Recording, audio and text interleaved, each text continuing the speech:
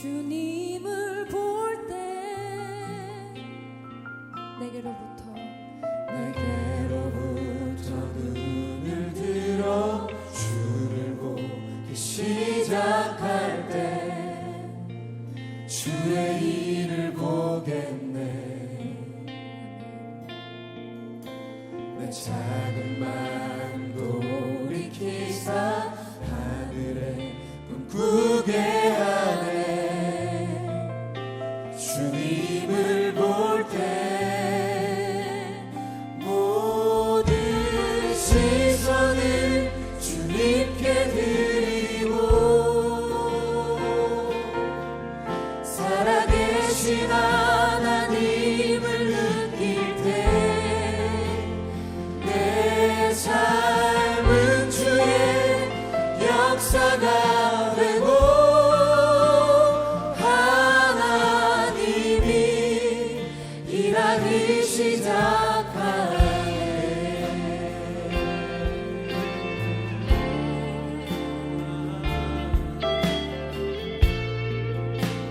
다시 한번 고백합시다. 내게로부터 눈을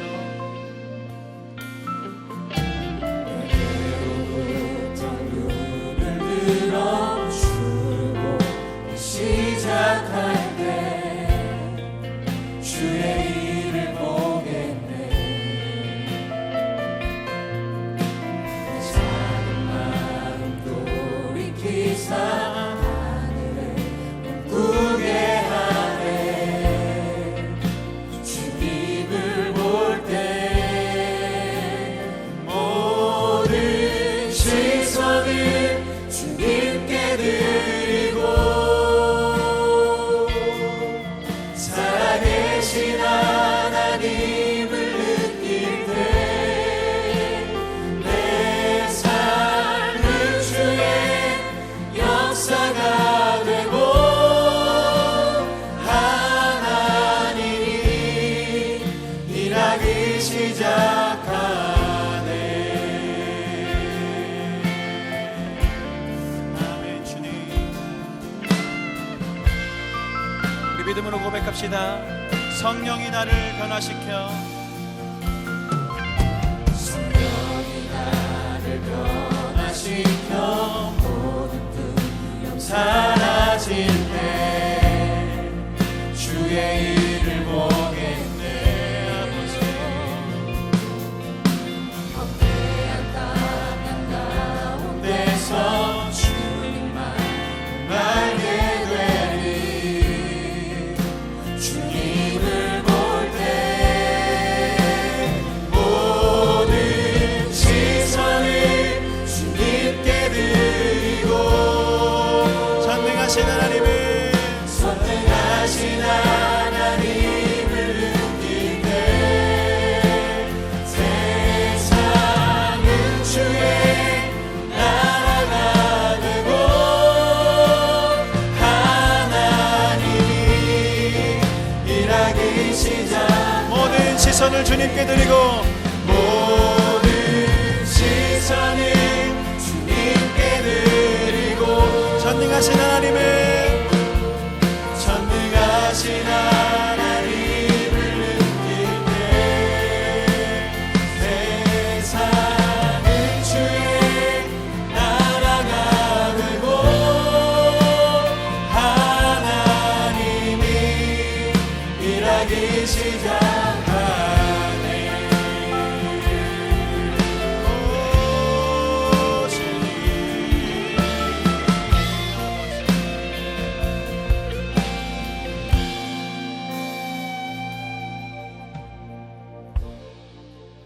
주님의 영광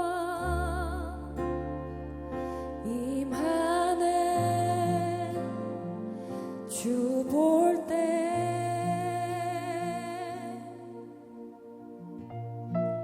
주님의 영광 임하네. 주 볼 때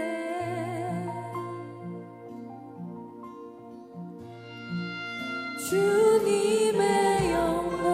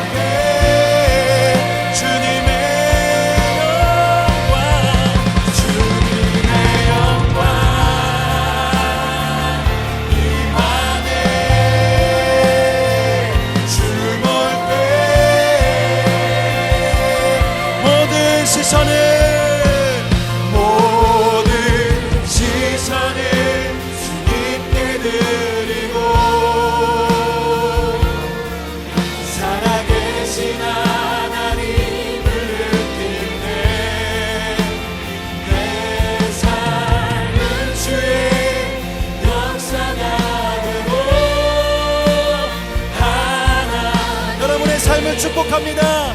우리 모든 시선을 주님 앞에 올려드리십시다. 모든 시선을 주님께 주님 한 분만 살아계신 하나님을 느낄 때 내 삶은 주의 역사가 되고 하나님이 일하기 시작하네. 하나님이 일하기 시작하네. 하나님이 일하기 시작하네.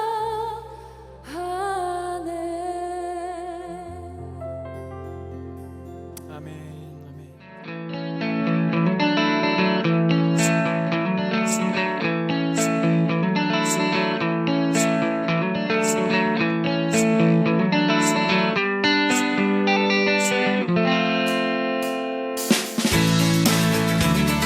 예배는 능동적인 것이라고 마음에 왔습니다. 그래서 제가 오늘 이 시간 그 마음으로 결단하면서 손을 들게 됐습니다.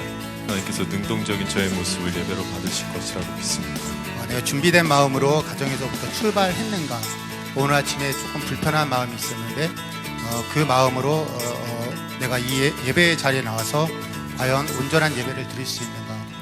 내 마음을 충분히 준비하고 이 자리에 서야겠다는 다짐을 하게 되었습니다. 1월 들어서부터 계속해서 여러분들과 함께 하나님을 아는 지식, 우리가 얼마나 하나님을 아는가라고 하는 큰 주제를 가지고 말씀을 나누고 있습니다. 오늘은 우리들이 하나님을 아는 지식, 우리가 교회를 통하여, 기도를 통하여 우리들이 하나님을 알 수 있다는 것을 배우려고 합니다. 오늘 여러분들에게 좋은 도전의 시간이 되었으면 좋겠고요. 또 말씀을 마치고 나면 여러분들이 결단할 수 있는 시간이 주어집니다. 누구를 시킬지 모르니까 지금부터 이렇게 잘 준비하고 잘 요약하고 들었으면 좋겠습니다. 오늘은 말씀을 시작하면서부터 조금 이렇게 여러분들이 기억해야 될 멋진 이야기를, 문장을 하나 알려드리려고 합니다. 잘 들으세요. 하나님처럼 생각하면 하나님처럼 행동하려고 노력하지 않겠습니까? 하나님의 뜻이 우리 가운데 들어오면 우리가 하나님의 일을 하지 않겠습니까? 날씨가 춥기 때문이죠. 여러분들의 마음이 이렇게 열리지 않는 건, 하나님처럼 생각하면 우리들이 하나님처럼 행동하려고 노력하지 않겠습니까? 사실 하나님을 아는 지식이라고 하는 것은 우리들에게 너무너무 중요한데, 하나님의 뜻을 알면 하나님의 뜻대로 살려고 하는 우리들의 삶이 나타나기 때문입니다. 우리는 인생을 살아가면서 종종 하나님이 보이지 않는다라고 느낄 때가 있습니다. 하나님 어디 계시지? 하나님이 보이지 않을 때 우리들에게 필요한 것은 하나님을 찾는 것입니다. 하나님이 우리들에게 무엇을 말씀하시고 하나님이 지식이 무엇인지를 아는 것이에요. 오늘은 그래서 교회를 통하여, 또 하나는 기도를 통하여 하나님을 아는 방식에 대한 말씀을 나누려고 합니다. 우리가 교회를 통하여 하나님을 알 수 있다고 하는 것은 무슨 말일까? 여러분, 교회는 하나님께서 세우신 굉장히 중요한 조직입니다. 이 믿음의 공동체를 하나님께서 우리들에게 세워주셨다고 하는 의미는 이 조직이 온전하다는 의미는 아닙니다. 하나님이 교회를 세우신 이유는 이 교회를 통하여 하나님을 드러낼 수 있도록 우리들에게 교회를 만들어 주셨어요. 아마 여기 있는 여러분들 가운데, 크리스찬들 가운데 아마 저를 포함해서 제일 힘든 것 중에 하나가 이 세상이 교회를 향해 던지는 말일 거예요. 어제도 제가 어떤 포털 사이트 기자하고 인터뷰를 하나 했는데 저에게 마지막 질문으로 이렇게 이야기를 하더라고요. 목사님, 세상이 교회를 향하여 개독교라고 말을 하는데 목사님은 어떤 느낌을 가지고 있고 어떻게 이것을 극복할 수 있다고 생각하십니까? 제가 이렇게 이야기를 했어요. 세상 사람들이 개독교라고 이야기할 때 이 말은 어느 순간에 툭 튀어나온 말이 아니라 지난 20-30년을 지나오면서 교회를 보며 세상 사람들이 그렇게 느꼈다는 겁니다. 우리가 부인할 수 없는 것이고, 또 하나 이 개독교라고 하는 이미지를 바꿀 수 있는 것은 어느 단시간 내에 이루어질 수 있는 일이 아니라 우리가 20, 30년 꾸준히 하나님의 사람으로 살아가면 자연히 바뀌어질 것입니다. 세상이 우리를 향하여 부르는 말, 그것이 우리들의 아이덴티티는 아닙니다. 우리가 하나님의 뜻대로 잘못 살았다는 증거입니다.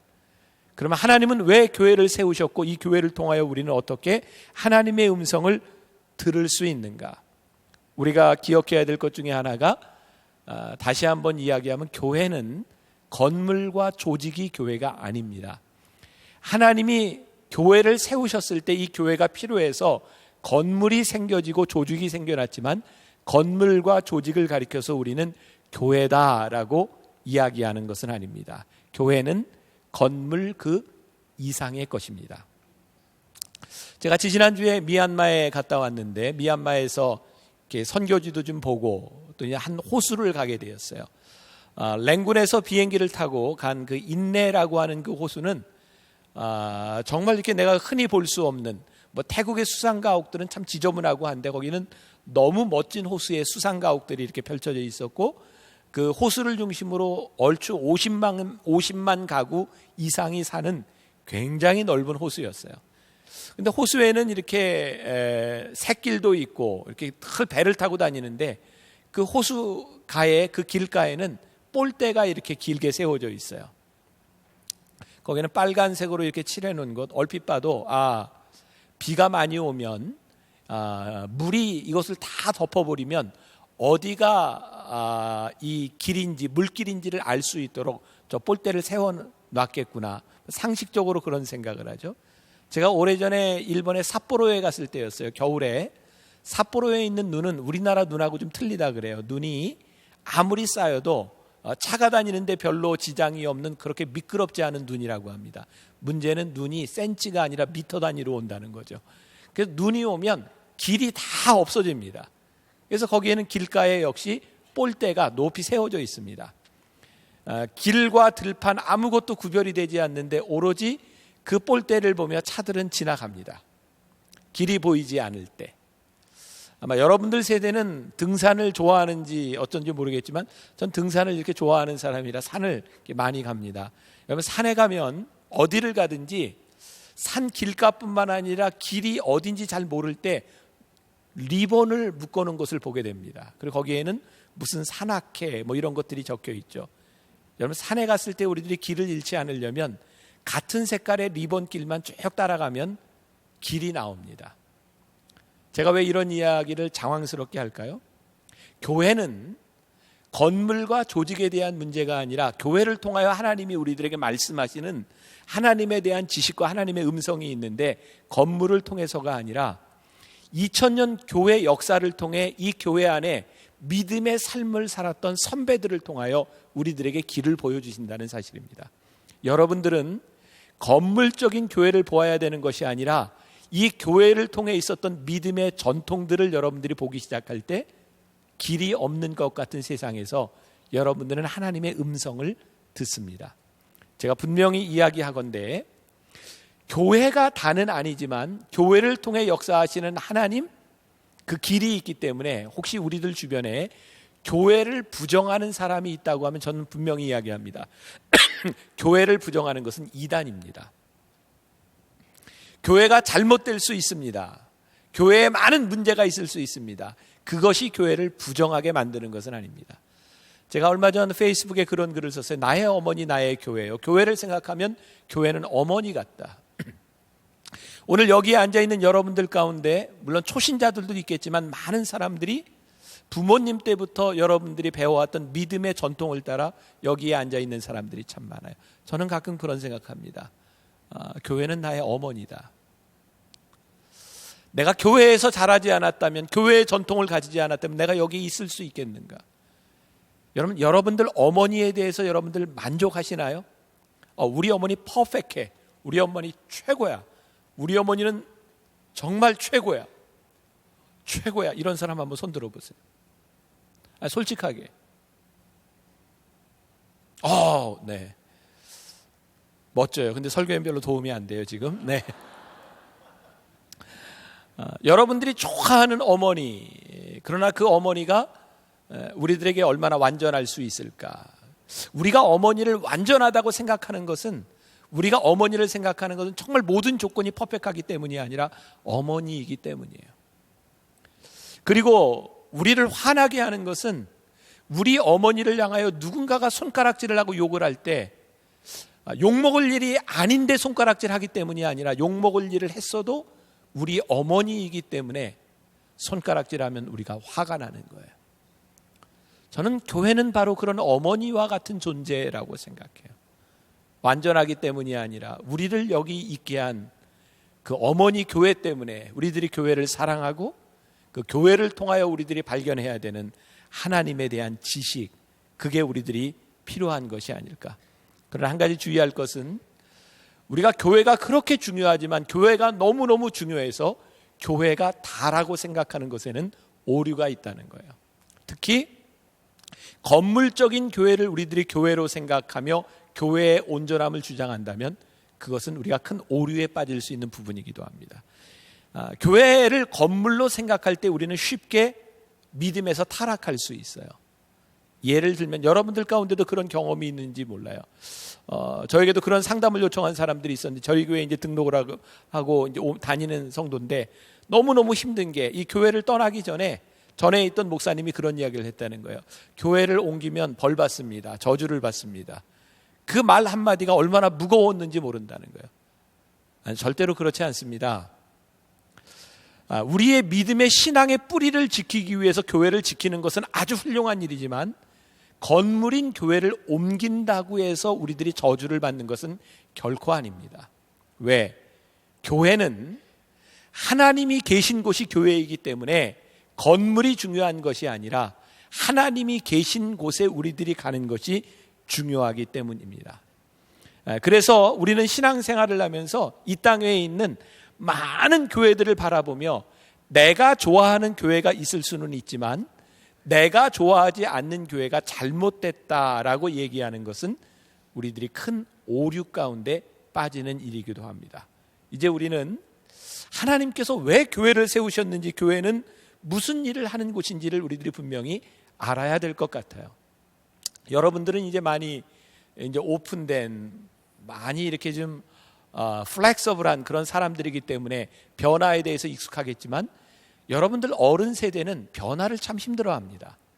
제가 얼마 전에도 요즘도 그런 질문을 하는 사람이 있는데, 저에게, 제가 로비에 있는데 이런 얘기를 하더라고요. 목사님, 만나교회 온 지 몇 주 안 됐는데 만나교회는 왜 주일날 사도신경을 외우지 않아요?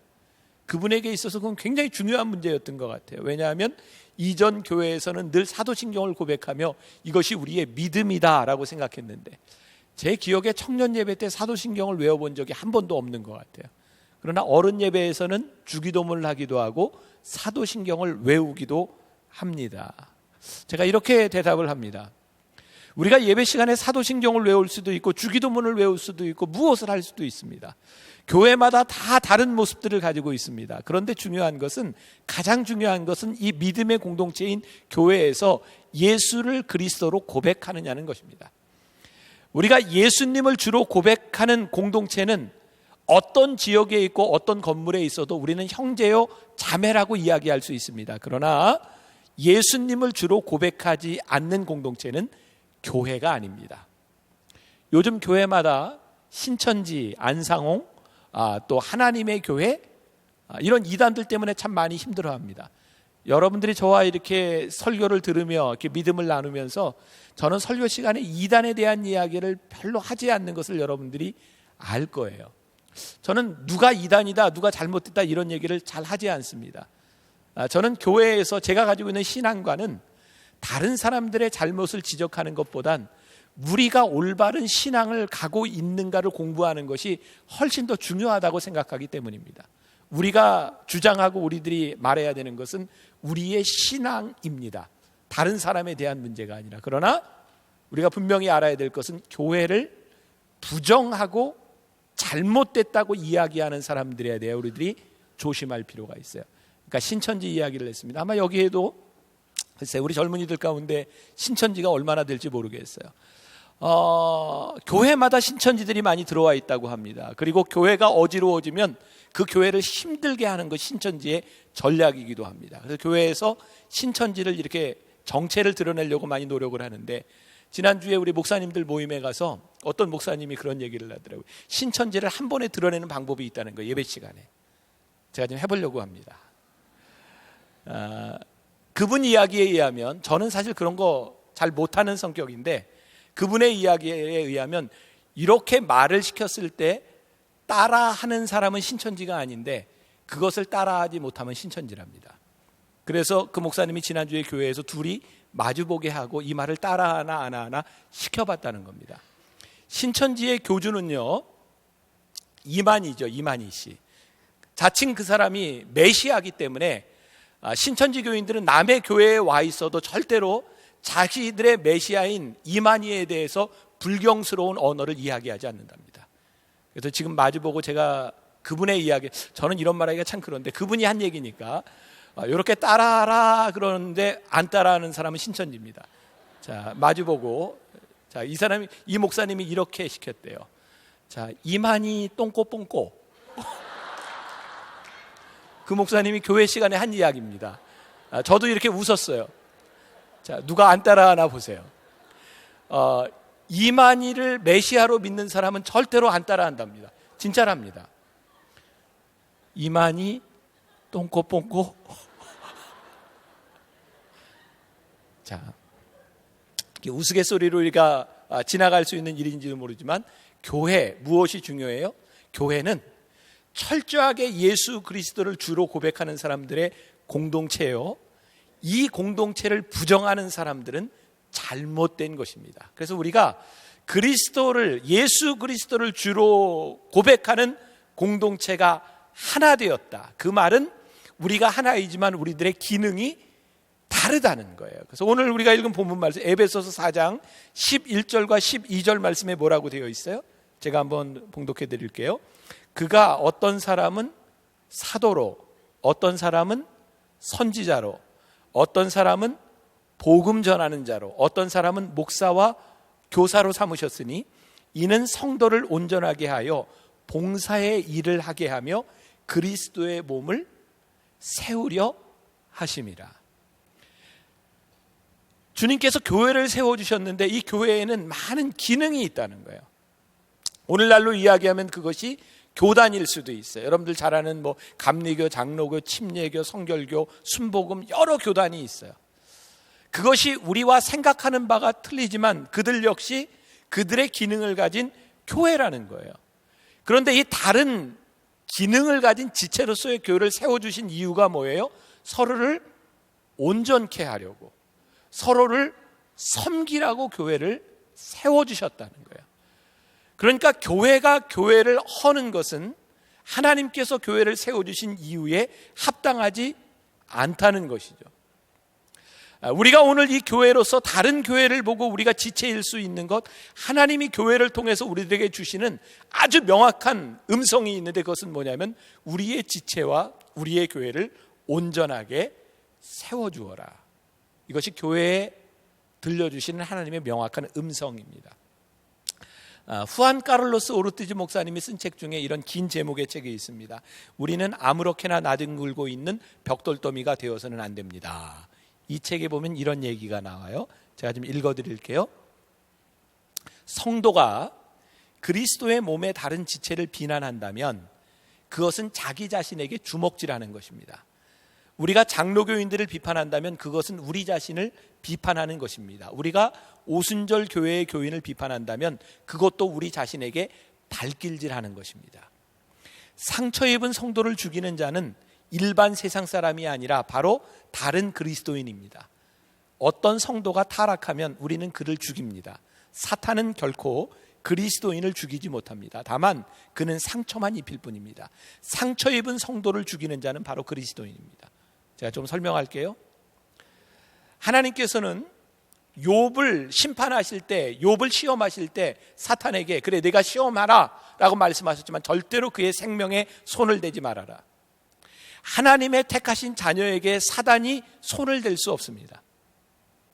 우리들에게 상처를 입힐 수 있습니다. 여러분, 상처는 내가 잘못한 것도 있지만 사단의 시험으로 인하여 우리들이 상처를 받을 수 있습니다. 돈에 의해서, 이성에 의해서, 혹은 우리들의 잘못에 의해서 상처를 받을 수 있습니다. 근데 놀라운 것은요, 사단이 우리들에게 상처를 주는데 그 상처 입은 사람을 죽이는 것은 사단이 아니라 같은 그리스도인이라는 겁니다. 여러분들의 믿음의 공동체에서 상처를 입고 온 사람들을 향하여 여러분들이 그들을 죽인다는 겁니다. 어떻게? 상처를 주어 교회 공동체를 떠나게 한다는 거예요.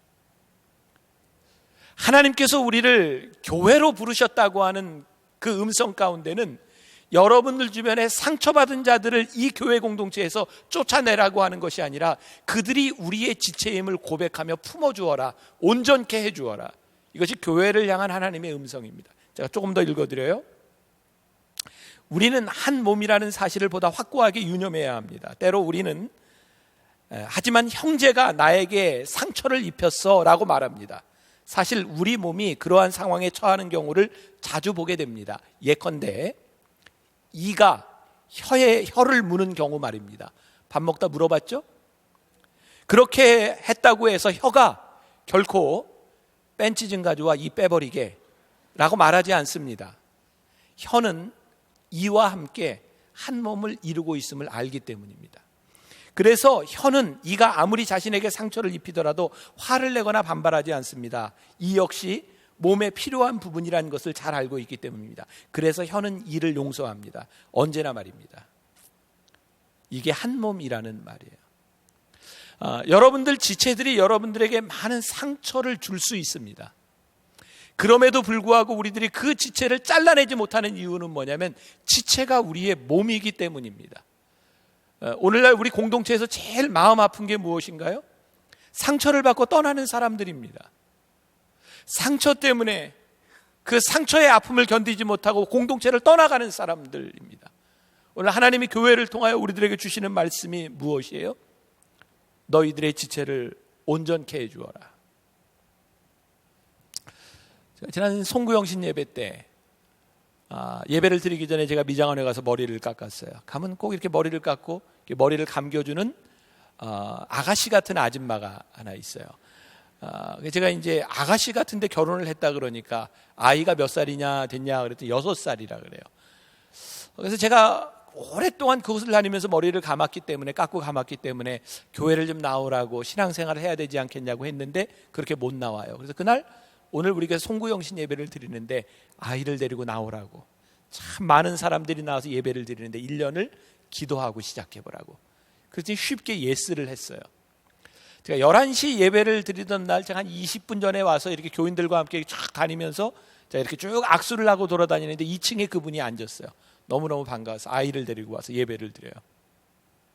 어제 제가 머리를 깎으러 갔더니 그분이 송구영신 예배 때 나오고는 한 번도 안 나온 거예요. 또 정말 교회를 나오고 싶고 아이가 말씀을 들었으면 좋겠는데 그 시어머니가 절에 신도회 무슨 총무 이런 일을 할 정도로 너무나 헌신된 불교인이에요. 그래서 교회를 나가기가 힘든 거예요.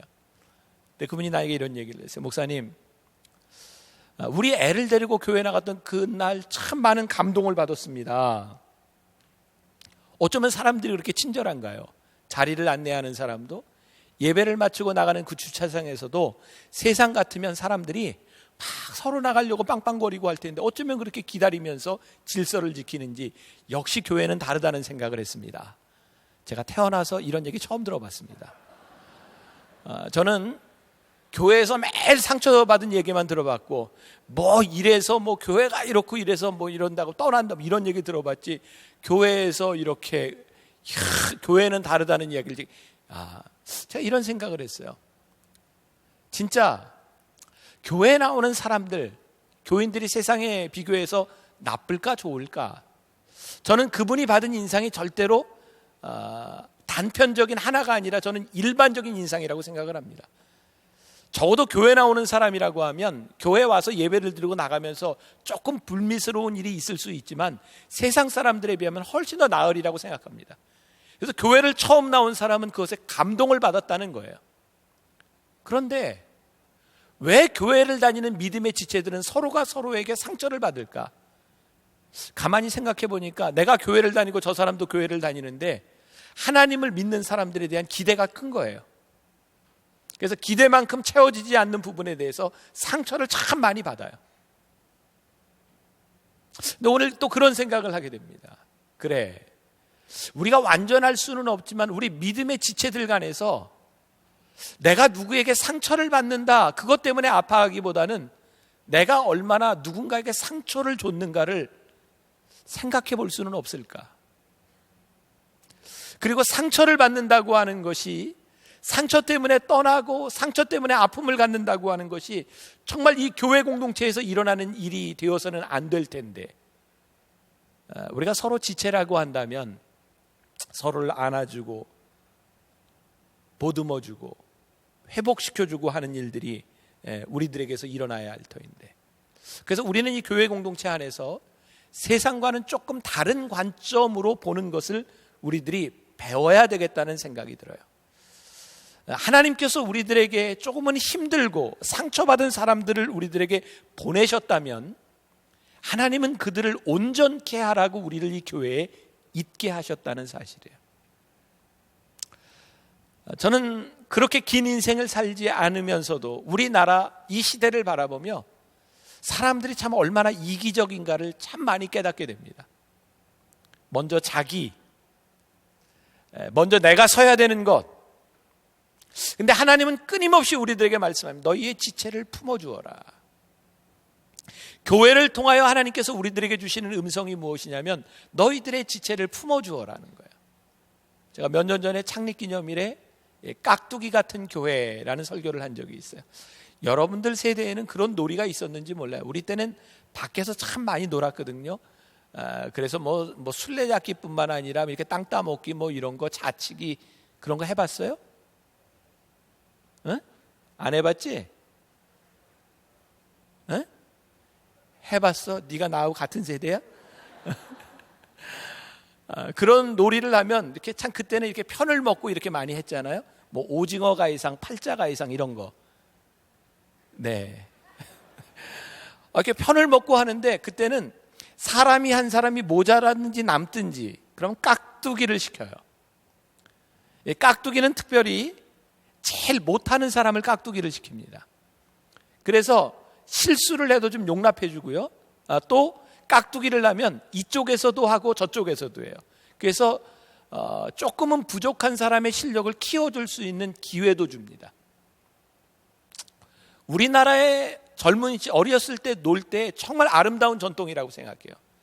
근데 요즘은 깍두기라는 것이 없습니다. 누구에게도 조금 더 여유를 주려고 하지 않습니다.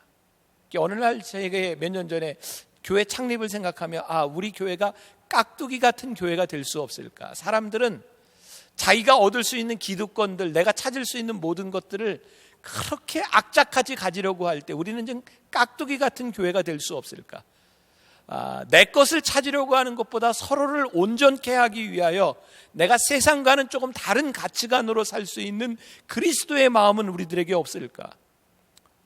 뭐 예를 들자면 여러분들이 찾고 여러분들이 꿈꾸는 여러분들의 직장과 여러분들의 미래가 철저하게 여러분들을 위한 것을 찾고 있는지, 아니면 우리의 지체들을 향해서 이 땅에 우리의 백성들을 위해서 내가 무언가를 할 수 있는, 누군가를 세워줄 수 있는 그 공헌, 그 일을 위하여 내 미래를 계획하고 있는지, 우리가 들어야 될 하나님의 음성, 하나님을 아는 지식이 무엇이냐면 이 땅 위에 우리를 교회로, 믿음의 공동체로 우리를 불러주신 분명한 이유 가운데 우리들이 응답할 수 있어야 한다는 거예요.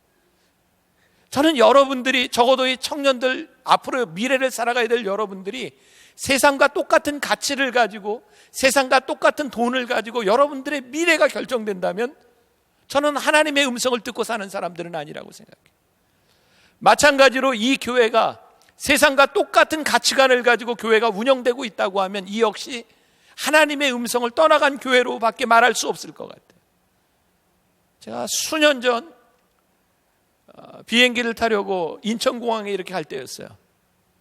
인천공항 가기 전에 옆에 빨간 글씨로 뭐 반대하는 그런 글들이 많이 있어요. 미사일 기지 반대. 여러분들, 우리는 정말 많이 무슨 군부대가 들어오는 것 반대, 그리고 무슨 그 쓰레기를 태우는 뭐 소각장 들어오는 거 반대, 호스피스 시설이 들어오는 것도 반대, 장애인 시설이 들어오는 것도 반대. 우리는 수없이 많은 반대들을 봐요. 이유는 뭡니까? 간단합니다. 그 시설들이 들어오면 집값이 떨어지는 거예요. 저 굉장히 충격적인 얘기 들었어요. 어떤 교회에서 그 지역에 다른 교회가 들어오는데 주민들이 교회 들어오는 거 반대한다는 거예요. 그런데 그 지역에 있는 교회가 그거 가져와서 같이 반대 서명했대요. 주민들이 반대하니 우리도 반대해야 되지 않겠습니까? 이유는 딱 한 가지입니다. 집값이 떨어진다는 겁니다. 세상 사람들의 기준은 내가 손해를 보고 내 집값이 떨어지면 다 반대합니다. 여러분, 세상 사람들이 가지고 있는 가치관을 가지고 이 세상이 바뀌지 않습니다. 저는 교회가 소망이고 교회를 통하여 하나님의 음성을 듣는 것이 우리들에게 왜 소망이냐면 하나님의 음성을 들음으로 인하여 하나님의 사람들이 우리 지체를 온전케 하기 위하여 봉사하며 섬기며 희생할 수 있기 때문에 소망이 되는 겁니다. 여러분들의 가장 강력함이 무엇일까요? 여러분들의 인생을 액티브하게 만들어주는 것이 무엇일까요? 그것은 세상의 가치관이 아니라 우리 형제와 자매를 온전케 세워주라고 하는 교회를 통해 주신 하나님의 음성입니다. 여러분, 우리가 꿈꿔야 되는 하나님의 음성, 그것이 무엇일까? 어떻게 해서든지 우리의 지체가 온전히 설 수 있도록 서로 섬기고 봉사하는 공동체가 되는 것. 역대상 22장 8절에 보면 우리가 잘 아는 그 다윗 왕이 전쟁에서 승리하고 제국을 다 통일하고 난 후에 그의 마음에 소원이 있었는데 뭐냐면 성전을 짓는 것이었어요. 하나님께 기도하자. 하나님, 제가 제 손으로 제 왕궁을 짓기 전에 하나님의 전을 짓고 싶습니다. 하나님이 허락하지 않습니다. 이유가 뭔지 아세요? 다윗아, 네가 흘린 피가 너무 많다. 전쟁에서 얻은 전리품, 네가 하나님을 향한 마음을 알고 있지만 네가 그렇게 피 흘린 것으로 성전을 짓는 것을 내가 원치 않는다. 우리가 흔히 착각하는 것이 있어요. 하나님의 성전을 돈으로 지으려고 하는 거예요. 하나님의 역사들을 우리들이 돈과 세상의 명예와 지위로 만들 수 있다고 생각하는 것이에요. 근데 하나님은 하나님의 일들이, 하나님의 거룩한 성전이 거룩하게 구별되기를 원하세요. 우리를 가장 강력하게 만드는 것이 무엇일까요? 여러분, 이 세상 안에서 하나님의 역사를 만들어낼 수 있는 것, 그것은 이 교회를 통하여 우리를 부르신 그 부르심에 가장 합당하게 우리들이 쓰임받을 때입니다. 저는 우리 젊은 이 공동체 안에서 교회를 통해 부르신 그 부르심, 하나님의 마음이 여러분들 안에 있기를 간절히 소원합니다. 아멘을 안 하는 이유는 뭐예요? 하나님의 말씀 안 듣겠다는 거예요? 부르심에 합당한 자들이 되기를 간절히 소원합니다. 오늘 우리가 읽은 본문 말씀 가운데 로마서 8장 26절과 27절 말씀이 있죠. 성령님이 우리를 위해서 간구하고 기도하신다는 거죠. 짧게 그냥 요약을 할게요. 기도를 통해서 우리들이, 하나님께서 우리들에게 깨닫게 하시는 것이 무엇일까? 여러분, 기도는요, 성령님께서 우리를 위해 간구하시는 그 기도를 오늘 본문 말씀에 보니까 성령께서 우리를 위해 간구하신다고 되어 있어요. 우리가 알기도 전에 우리를 위해서 기도하신다고 되어 있어요. 기도는 뭐냐면 우리를 위해 간구하시는 하나님의 뜻을 우리가 기도를 통해 아는 거예요. 여러분, 우리들이 기도를 하면서 여러분들에게 그런 경험이 있는지 모르겠어요. 나는 하나님 앞에 나와서 간절히 기도하고 열심히 기도했는데 기도를 하고 났는데도 마음이 답답해, 공허해. 이유는 무엇일까요? 나는 열심히 기도했는데 하나님과의 관계가 형성이 안 되는 거예요. 예를 들어 보면 여러분들 할머니들 있죠. 나도 이제 나이가 들어가니까 이런 얘기를 나도 할 수 있을 것 같아. 나도 곧 나이 들 사람이니까. 연세 든 분들, 그 노인분들 이렇게 모여서 얘기하는 걸 가만히 들어보세요. 너무너무 신기해요. 정말 이야기를 너무너무 열심히 하는데 들어보면 다 다른 얘기예요. 내 얘기 끝나고 이 사람 얘기하고 열심히 얘기하는데 자기 얘기해요. 이것을 우리가 대화라고 이야기하지 않습니다. 말을 열심히 합니다. 요즘은 또 여러분들 이제 할머니 할아버지 세대들, 여러분들이 결혼하면 여러분들 부모님은 그 손자 손녀 사진을 요즘은 이제 스마트폰에 다 찍어가지고 다녀요. 어디 가든지 우리 애라고 막 보여줘요. 사실은 그렇게 보여주는 사람이 느끼는 것만큼 보는 사람도 똑같이 느끼지는 않습니다.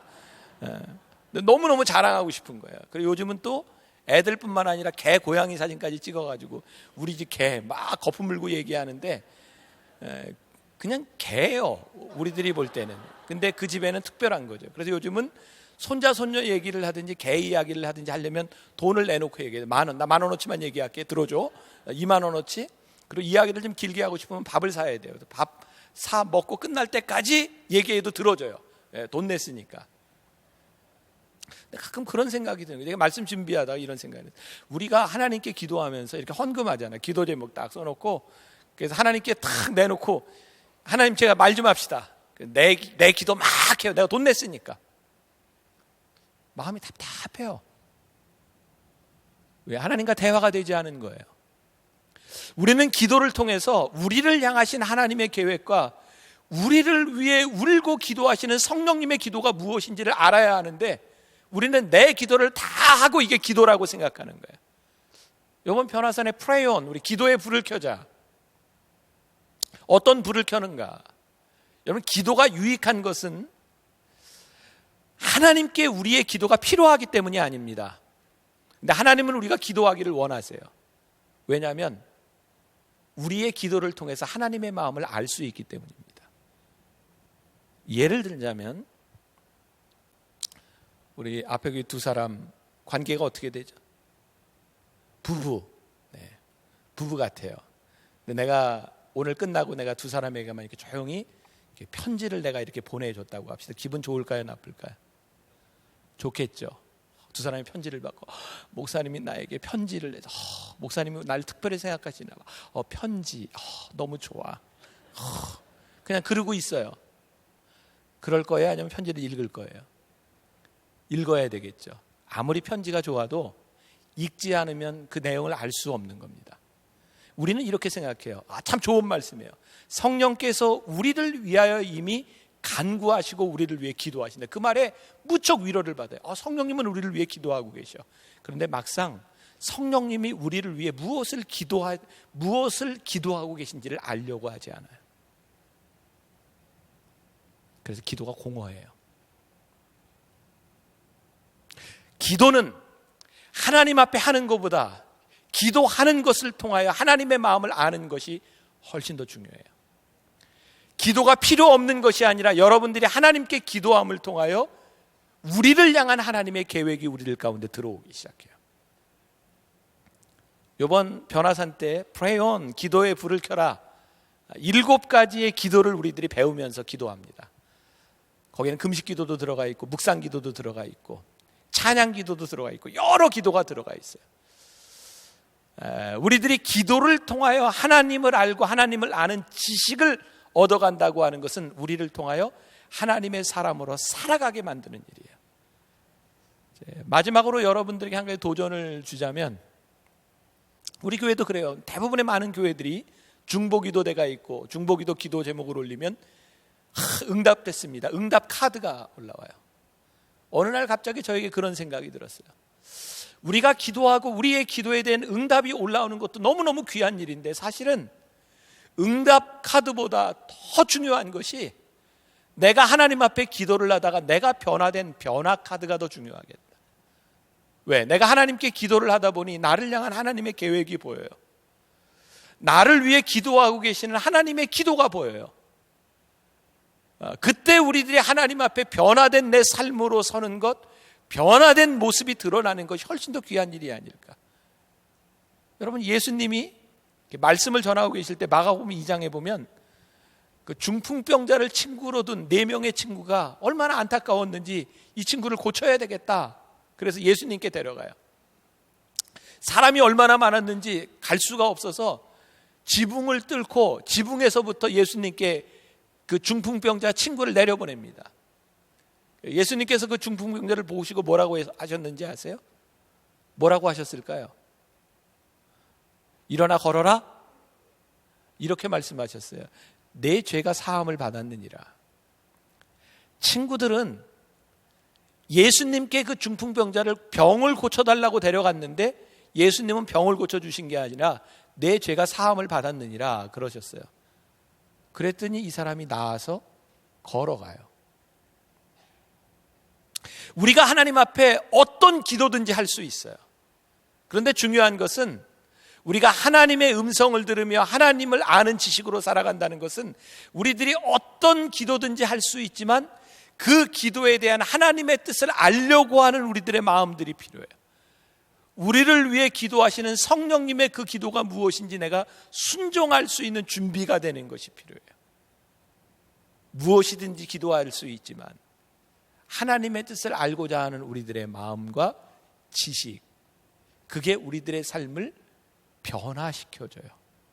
저는 이게 너무 추상적으로 들릴지 모르지만 저는 그래요. 오늘도 이제 어머니 기도실에서 말씀을 가지고 이렇게 기도하면서 저는 기도가 주일날은 너무너무 간단해요. 설교 원고 놓고 하나님 저에게 힘도 주시고 능력도 주시고 무엇보다도 하나님 정말 좌우의 날선 어떤 검보다도 예리하여 이 말씀을 통하여 심령 골수를 쪼개게 하여 주옵소서. 내가 준비했지만 일하시는 이는 하나님이십니다. 그렇게 하면서 고백해요. 그리고 잠시지만 제가 일어나서 어머니 기도실에 가보면 우리가 카타콤을 상징해서 만들었고 앞에 이제 큰 바위도 있고, 어머니 기도실 안 가본 사람 손 들어봐요. 솔직히 손 들어봐. 빨리. 솔직히. 네, 괜찮아요. 가보세요 한번. 어머니 기도실은 여러분들이 조용히 묵상할 수 있는 공간이에요. 그래서 저는 거기에 보면 앞에 서서 십자가를 보고 묵상해요. 내가 기도하는 것도 참 중요한데 기도하고 십자가를 묵상하는 것도 참 중요해요. 우리 청년들, 우리 1층에 가면 어머니 기도실이 있어요. 거기는 밤늦게는 남자는 못 들어가요. 조용히 기도하는 방이에요. 소리내서 기도하는 방 아닙니다. 만나교회 다니면서 거기도 안 가보고 인생을 얘기하지 마세요. 가보고. 저는 이 교회에서 여러분들이 하나님을 아는 지식으로 충만할 수 있기를 간절히 소원합니다. 그리고 기도하며 여러분들을 향한 하나님의 마음을 깨달아 알 수 있기를 간절히 소원합니다. 자, 오늘 여러분들 말씀이 좀 정리가 됐어요? 내가 오늘 말씀을 들으니 이 말씀은 이런 말씀이었고 나는 이렇게 살아야 되겠구나 라고 하는 결단, 마음이 있다면 손을 들어서 내가 한번 믿음으로 고백하겠습니다. 누구든지 괜찮아요. 네, 이쪽에 마이크 좀 주세요.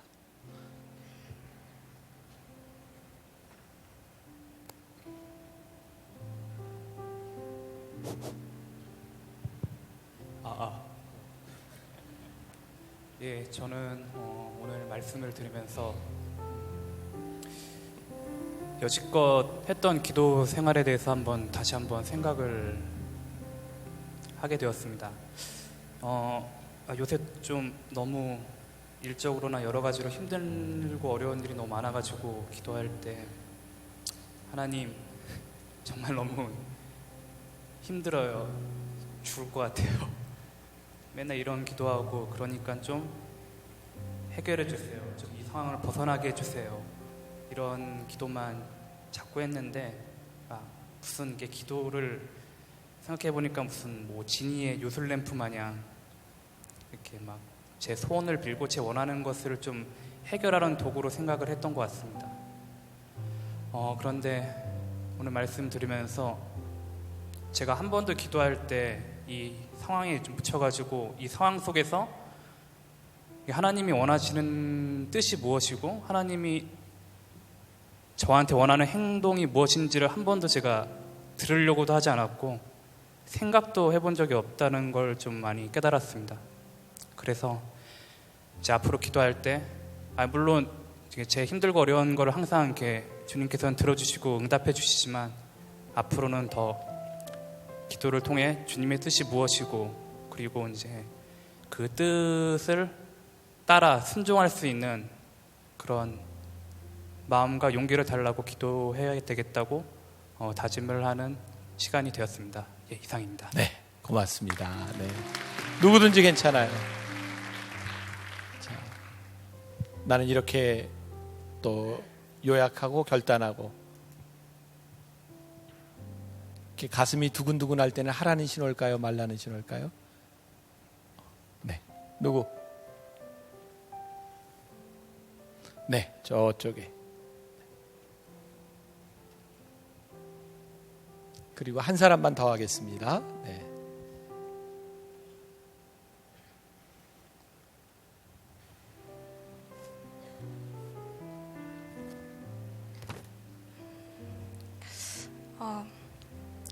그 기도라는 게 정말 힘든 일이, 어려운 일이 생기면 크리스천이 기도를 해야 되는 건 너무나 당연한 건데 정말 이게 영적인 거라는 걸 요즘 느끼는 게 너무 힘든 일이 있는데 더 기도가 안 되는 거예요. 처음으로 너무 하나님도 원망하게 되고 그렇더라고요. 그래서 아무튼 기도를 잘 못하고 있었는데 오늘 말씀을 통해서 변화산 기도 그 변화산에 대해서 결단하게 됐습니다. 그래서 네, 주님께 더 매달려야겠다는 생각을 했고 7가지 기도를 배울 수 있다고 하셨는데 그거에 대해서 되게 지금 설레는 마음이 있습니다. 그래서 지금 이 상황을 허락하신 주님의 계획이 무엇인지 그리고 또 기도하면서 변화되는 저의 모습을 보기를 원합니다. 네, 이상입니다. 고마워요. 네, 한 사람만 더. 네, 누구? 뭐 자원에서 마지막으로 한 사람. 자원에서 김종윤 목사가 할까요? 네, 네, 네, 자원하겠습니다. 네. 저는 물론 목회자에서 그런 이제 목사님의 말씀을 듣고 그렇게 깨닫게 되는지 모르겠지만 오늘 목사님께서 하나님의 음성을 들 수 있는 통로가 교회라고 말씀하셨는데 저는 교회에서 사역하고 있고 어떻게 보면 우리 청년들이나 섬기는 분들에게 교회로서의 어떤 모습을 보여야 하는 사람이고 그 사명을 감당해야 되는데 혹시 저희의 실수나 교만함이나 또 준비되지 못한 모습 때문에 혹시 하나님의 음성이 왜곡되지는 않을까 그런 것들을 깨닫게 되고요. 더욱더 조심스럽게 주님의 음성이 그대로 전달될 수 있도록 노력해야 되겠다라고 깨달았습니다. 고맙습니다. 자, 여러분 제가 설교 말미에 시간을 끌면서 이렇게 여러분들 결단하라고 하는 이유 알죠? 말씀을 안고 결단하고 그렇게 살라는 거예요. 여러분들 한번 다짐했으면 좋겠는데 옆에 있는 사람에게 내가 말씀을 듣고 이렇게 정리가 되고 난 이렇게 살 거야. 옆에 있는 사람에게 짧게 한번 여러분들이 고백하고 좀 나눠주면 좋겠어요.